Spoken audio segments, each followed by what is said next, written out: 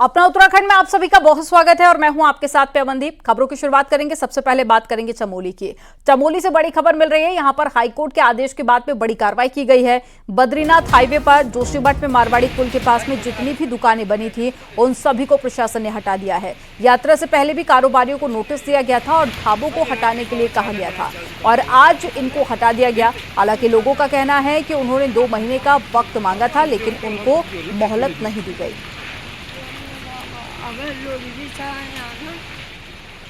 Season के time पे बेरोजगारी आगे 2 महीने का हमने मोहलत मांगी थी इनसे और 2 महीने की मोहलत हमें नहीं मिली। तो अब ये समझ में नहीं आया आदमी करेगा क्या 2 महीने, और सीजन पूरा 6 महीने तो वैसे ही आदमी काम बेरोजगार रहता है और इस टाइम पे ही जब काम था रोजगार था तो फिर बेरोजगार बना दिया। उसमें खुद ही समस्या, अब क्या करेगा आदमी। श्रीनगर थाने में बीजेपी नेताओं ने स्थानीय लोगों के साथ में मिलकर जमकर हंगामा किया। बीजेपी नेता का आरोप है कि श्रीनगर में विशेष समुदाय के युवक हिंदू समुदाय की युवतियों को टारगेट कर लव जिहाद में फंसाने का प्रयास कर रहे हैं और हिंदू नाम से फर्जी फेसबुक आईडी भी बना रहे हैं और हिंदू लड़कियों को फ्रेंड रिक्वेस्ट भी भेज रहे हैं। बीजेपी ने पुलिस से वेरिफिकेशन ड्राइव की मांग की है और ऐसे लोगों से सख्ती से निपटने की मांग की है। कोई ऐसा उल्टा काम न हो, क्योंकि स्पष्ट कह दिया कि इस बार हम थाने में आए, अगली बार ये घटना होगी तो मैं थाने में नहीं आऊंगा, मैं सीधे बाहर रोड पे जाऊंगा और रोड पे फिर कौन सा तांडव होगा वो मैं नहीं जानता। ये पुलिस की जिम्मेदारी बनती है कि पुलिस अब इस मामले को कि ये आखिर जो है हमारी हिंदू बेटियों को इस प्रकार से फंसाने का काम क्यों किया जा रहा है। ये कंसर्न को हम लोग कंसीडर कर रहे हैं। जो भी उन्होंने शिकायत की है उसके ऊपर हम लोग निगरानी कर रहे हैं, ठोस कार्रवाई भी करेंगे। नैनीताल हाईकोर्ट ने उत्तराखंड बोर्ड के एक फैसले को आज रद्द कर दिया जिसमें बोर्ड ने ट्रांसजेंडर के शैक्षिक प्रमाण पत्रों में नाम और लिंग बदलने से इनकार कर दिया था। हाईकोर्ट ने अधिकारों के संरक्षण अधिनियम के तहत में मौजूदा नियमों में संशोधन के आदेश दिए हैं जिसके बाद में अब ट्रांसजेंडर अपने शैक्षिक प्रमाण पत्रों में नाम और लिंग में परिवर्तन करा सकेंगे।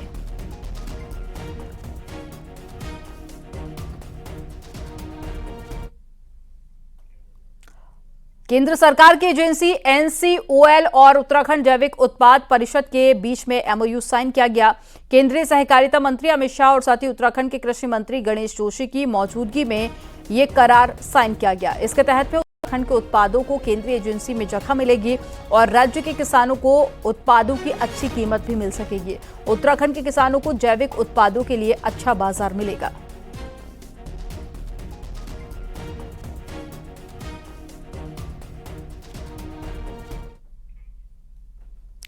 मुख्यमंत्री पुष्कर सिंह धामी टिहरी के दौरे पर रहे और सीएम धामी कांगुड़ा नागराज मंदिर पुनर्स्थापना जागरण समारोह में शामिल हुए और इस दौरान सीएम धामी ने मंदिर में पूजा अर्चना की और प्रदेशवासियों के सुख समृद्धि की कामना भी की। सीएम धामी ने मंदिर परिसर में पौधारोपण भी किया और सीएम धामी ने लोगों से मुलाकात की और कार्यक्रम में आए बच्चों से भी सीएम धामी मिले। सीएम ने कहा कि जल्द ही सभी घोषणाएं पूरी होंगी।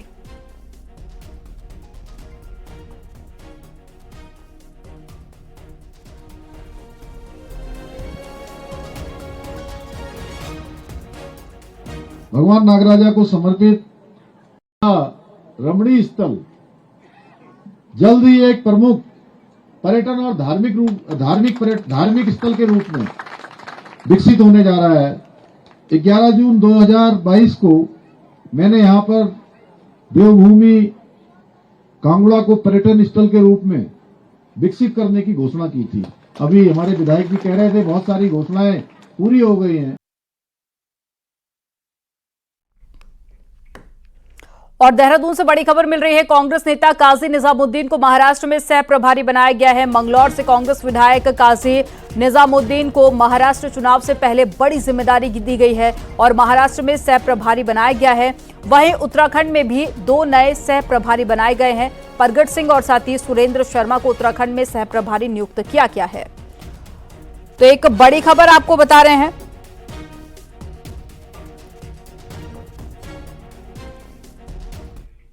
काशी के पुरोला में कमल नदी से स्थानीय लोग जान जोखिम में डालकर रास्ता पार करने को मजबूर हैं और नदी पर पुल नहीं होने से ग्रामीणों का आवाजाही करने में भी उन्हें दिक्कतों का सामना करना पड़ रहा है। और बीते साल भारी बारिश की वजह से पुल बह गया था, जिसको लेकर स्थानीय लोग कई बार प्रशासन को लिखित में शिकायत भी कर चुके हैं, लेकिन अभी तक कोई भी कार्रवाई नहीं की गई।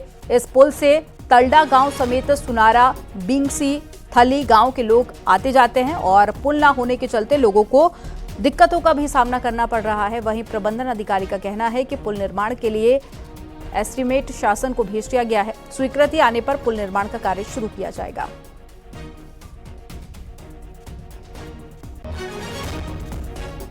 उत्तरकाशी में वरुणावत पर्वत पर एक्टिव नए भूस्खलन जोन का सर्वे किया जाएगा और जियोलॉजिकल सर्वे ऑफ इंडिया यानी कि जीएसआई की टीम वरुणावत पर्वत का दौरा करेगी और शासन ने इसके लिए जीएसआई को लेटर भी भेज दिया है।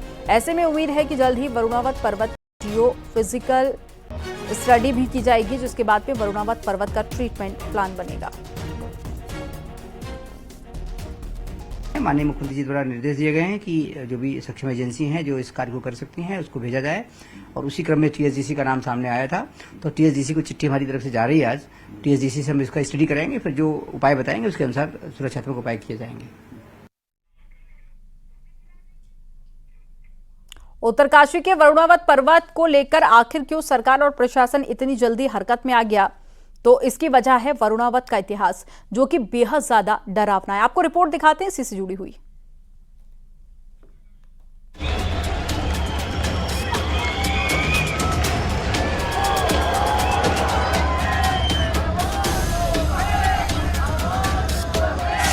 करीब 2 साल पहले हुई जोशीमठ भूधसाव की घटना के बाद अब उत्तरकाशी में भी एक नया संकट खड़ा हो गया है। लेकिन उत्तरकाशी का थोड़ा अलग है। यहाँ शहर के ठीक ऊपर वरुणावत पर्वत पर लैंडस्लाइड शुरू हो गया। पिछले कुछ दिन से यहाँ लगातार पत्थर गिर रहे हैं। डर इस बात का है अगर इसका दायरा बढ़ा तो वरुणावत एक बार फिर से पूरे शहर को अपनी चपेट में ले सकता है। आज से ठीक 21 साल पहले सितंबर 2003 में वरुणावत पर्वत पर 1.5 किलोमीटर लंबा लैंडस्लाइड जोन डेवलप हुआ था। तब बिना बारिश के वरुणावत पर्वत दरका था, तो 1 महीने तक पहाड़ से शहर पर पत्थरों की बरसात होती रही। इससे हुए नुकसान की भी कल्पना इस बात से की जा सकती है कि इससे 221 घर तबाह हो गए, 362 परिवारों को विस्थापित करना पड़ा था।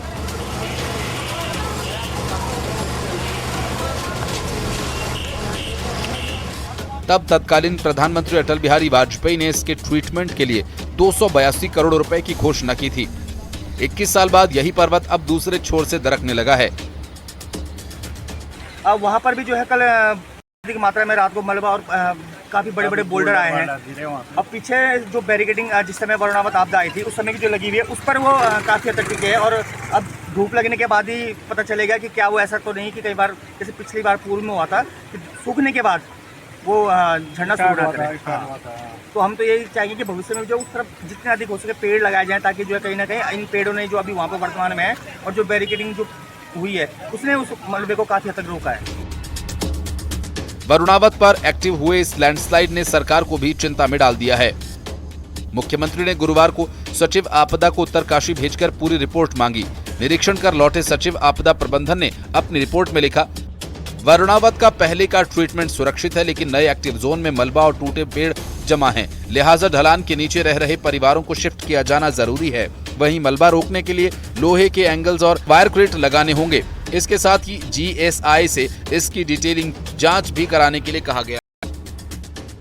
पहला काम हमने ये किया है कि जो भी लोग नीचे रहते हैं जहाँ पे पत्थर गिरने की संभावना है, मलबा गिरने की संभावना है, जो कि मलबा और पत्थर दोनों वहाँ रुके हुए हैं, ऊपर बरसात होगी तो वो नीचे आएगा, तो उनको शिफ्ट करने के लिए कहा गया है कि उनको शिफ्ट कर लें। उनको शिफ्ट करने के बाद जो किराए की धनराशि होती है और जो मदद होती है वो मदद हम पूरा करेंगे। पहला काम ये होगा। दूसरा काम, उसको रोकने के लिए हमें नीचे दीवार बनानी पड़ेगी, कुछ लोहे की ग्रिल जैसे वहाँ लगी हुई है वो लगानी पड़ेगी, कुछ और कार्य करने पड़ेंगे। बहुत बड़े एरिया में नहीं है, थोड़ा सा एरिया में है, बट वो खतरनाक हो सकता है, उसको रोकना बहुत जरूरी है। उसी दिशा में हम लोग काम करते हैं। बहरहाल 21 साल बाद एक बार फिर से उत्तरकाशी के लोग दहशत में हैं। वहीं मुख्यमंत्री पुष्कर सिंह धामी ने भी इस गंभीर चुनौती को लेकर अधिकारियों को जरूरी निर्देश दिए। उत्तरकाशी से बलबीर परमार के साथ देहरादून से सुनील लवप्रभात की रिपोर्ट।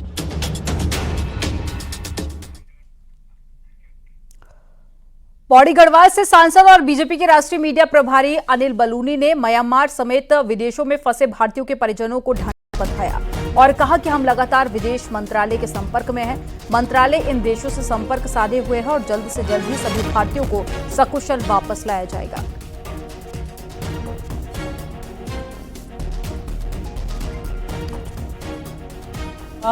कहीं विदेश में जाके फंसे हैं, उनका पासपोर्ट नहीं मिल रहा है या उनके पास आने के संसाधन नहीं है, उसके लिए नियमित रूप से राज्य सरकार, केंद्र सरकार से बात की जा रही है। जो हमारा विदेश मंत्रालय है वो बहुत ही सक्रिय रूप से भाग भी ले रहा है और जहां जहां जिन देशों में हमारे युवा फंसे वहां में जो इंडियन मिशन है उसके साथ हम हर जगह संपर्क में भी है और उनको वापस लाने की पूरी तैयारी कर रहे हैं।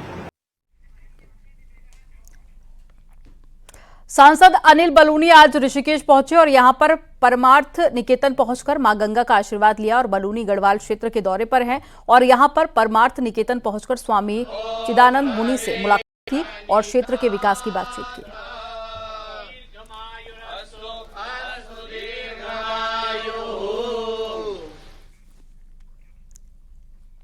उत्तराखंड में जंगली जानवरों से बचाव के लिए सरकार अब आर्टिफिशियल इंटेलिजेंस का सहारा लेने जा रही है और इसके लिए खास कैमरे इंस्टॉल किए जाएंगे। रिपोर्ट आपको दिखाते हैं।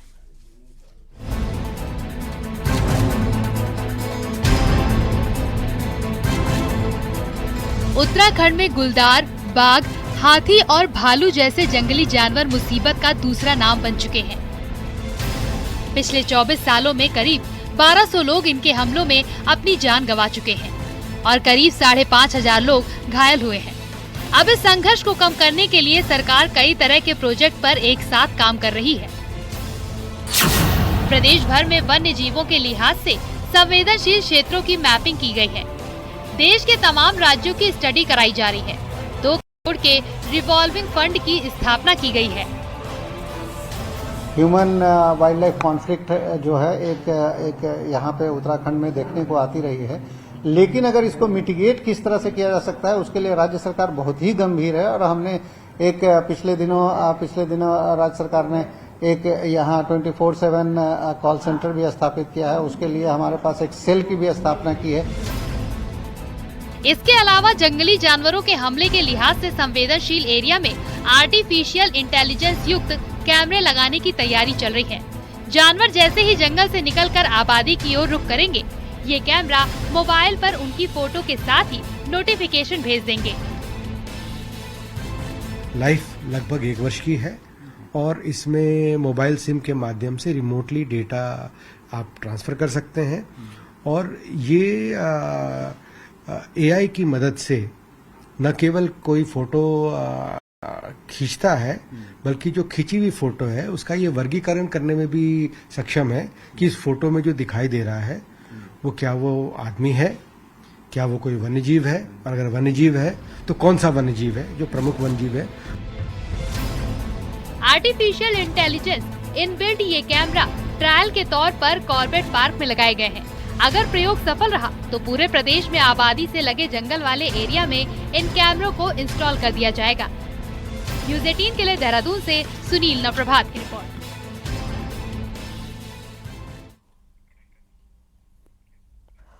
और सोशल मीडिया पर फैंस बढ़ाने के लिए कुछ ब्लॉगर बेलगाम होकर कानून हाथ में लेते हुए नजर आ रहे हैं। हरिद्वार में कुछ लोग ब्लॉग बनाने के चक्कर में रात के छापेमारी की कार्रवाई कर रहे हैं और उसके वीडियो बनाकर सोशल मीडिया पर अपलोड भी कर रहे हैं और अपने इस काम में ऐसे लोग एक किन्नर की भी मदद ले रहे हैं और ऐसा ही एक ब्लॉगरों के किन्नर साथी को हरिद्वार के कुछ जागरूक लोगों ने पकड़ा और तीर्थ नगरी में ऐसे लोगों को अपनी हद में रहने की चेतावनी दी। उधर पुलिस का कहना है कि अगर कोई ब्लॉगर गलत हरकत करता है तो शिकायत पर उसके खिलाफ कार्रवाई की जाएगी।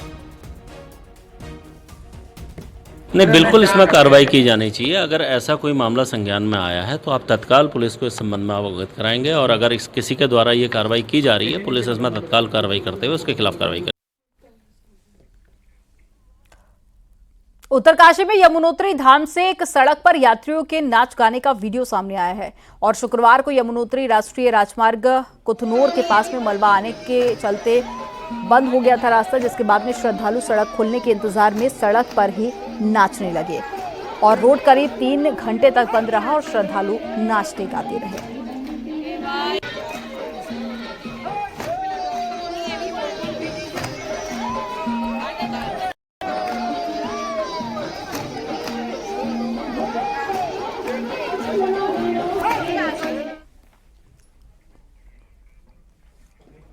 अल्मोड़ा का ऐतिहासिक नंदा देवी मेला भी राजनीति की भेंट चढ़ने लगा है। एडम्स मैदान में व्यापार मंडल पिछले साल से दुकानें लगाने का विरोध कर रहा है, तो इस साल स्कूल प्रशासन ने मैदान देने से ही इनकार कर दिया है। इसी से जुड़ी रिपोर्ट आपको दिखाते हैं।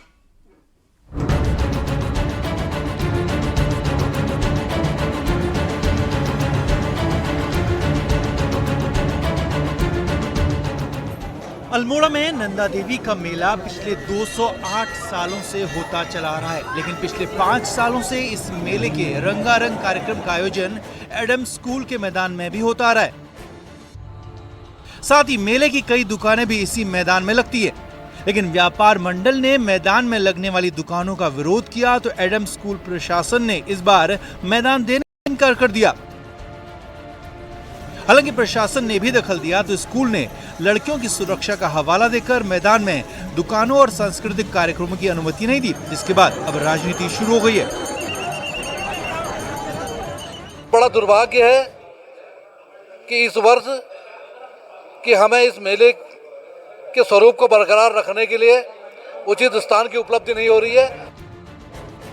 दरअसल व्यापार मंडल ने एडम्स स्कूल प्रशासन से मांग की थी कि मेले की दुकानों के लिए जगह नहीं दी जाए, क्योंकि इससे उनकी दुकानों की बिक्री पर असर पड़ रहा था और व्यापार का नुकसान हो रहा था। मेला क्योंकि बहुत बड़ा हो गया है, इस मेले को जगह जगह हमको करवाना पड़ रहा है। तो इसी क्रम में हमने 5-6 साल से एडम्स इंटर कॉलेज के प्रांगण में करते थे। तो एडम्स इंटर कॉलेज के जो वहाँ का प्रशासन है, जो उसको डराने धमकाने में जो यहाँ के व्यापार मंडल की भूमिका है, विद्यालयों की भूमि को किसी भी मेले और जो बड़े बड़े बाजार लगते हैं मेले के नाम पे, इनके लिए ना दिया जाए। एक निवेदन किया है हमने कि बड़े बड़े बाजारों का हम हमेशा विरोध करेंगे और आगे को भी, जब तक कि मैं ये व्यापार कर रहा हूँ या व्यापार मंडल पद में हूँ, मैं हमेशा इनका विरोध करूँगा, क्योंकि कहीं ना कहीं पे जो स्थानीय व्यापारी है इसको बहुत कष्ट होता है इन व्यापार को लेके, और हमने इस बार भी ये निवेदन किया। सांस्कृतिक नगरी अल्मोड़ा की पहचान उसकी संस्कृति और मेलों से, और जब मेले में कोई दुकान ही नहीं होगी तो फिर मेले का अर्थ क्या रहेगा। नंदा देवी मेला 6 सितंबर से शुरू होना है और सिर्फ बाजार की दुकानों की वजह से मेलों में दुकान का नहीं लगना कहीं से भी ठीक नहीं बताया जा रहा। और उम्मीद है कि जल्दी इस समस्या का कोई समाधान जरूर निकलेगा और नंदा देवी मेला पूरे धूमधाम से मनाया जाएगा।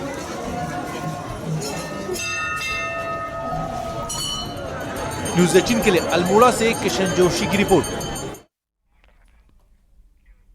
ब्रेक के बाद एक बार फिर से आपका स्वागत है। चलिए खबरों में आगे बढ़ेंगे। रामनगर में कालाडूंगी के पास में रामनगर वन प्रभाग एक टूरिज्म जोन शुरू करने जा रहा है, जिससे यहां आने वाले पर्यटकों को नया सफारी ट्रैक मिलेगा।